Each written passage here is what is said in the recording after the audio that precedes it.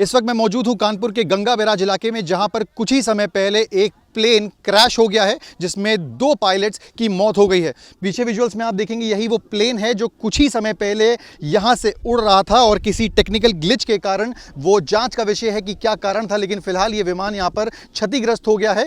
जैसे ही plane crash हुआ, आसपास के लोग यहां पर आए, जो पायलट थे और जो को पायलट थे, दोनों जो सवार थे, दोनों को अस्पताल ले जाते वक्त दोनों की मौत हो गई है। पीछे अगर आप देखेंगे गर्ग एविएशन का ये प्लेन है, गर्ग एविएशन इंस्टीट्यूट, जहां पर जो पायलट्स हैं वो ट्रेनिंग लेते हैं विमान उड़ाने की। वहीं पे सुबह का वक्त था जब ये प्लेन यहां पर उड़ान भर रहा था। जानकारी के मुताबिक इस प्लेन में जो 4 सीटर कैपेसिटी का है, लेकिन 2 पायलट इसमें सवार थे।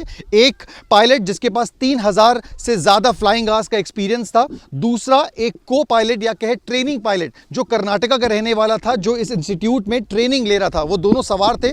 ये प्लेन यहां पर क्रैश हुआ, क्षतिग्रस्त हुआ, जिसके बाद मौके से या इनको जैसे ही अस्पताल लेके जाया गया, रास्ते में ही दोनों पायलट्स की मौत हो गई। यहाँ पे अगर आप देखेंगे तो ये विमान के आगे का हिस्सा है, पूरी तरीके से जो परकच्चे हैं वो उड़ चुके हैं विमान के।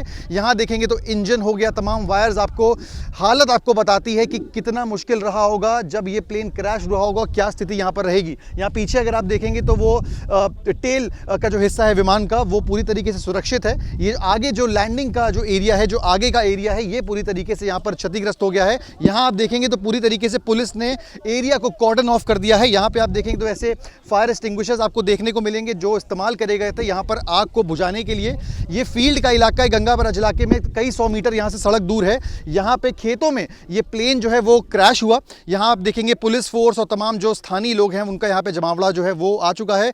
यहाँ पूरी तरीके से इस तरीके से कॉर्डन ऑफ कर दिया गया है, तमाम ये बैरिकेड्स लगा के, ताकि कोई आदमी अंदर ना जाए और किसी तरीके से सबूत से छेड़छाड़ ना होने पाए।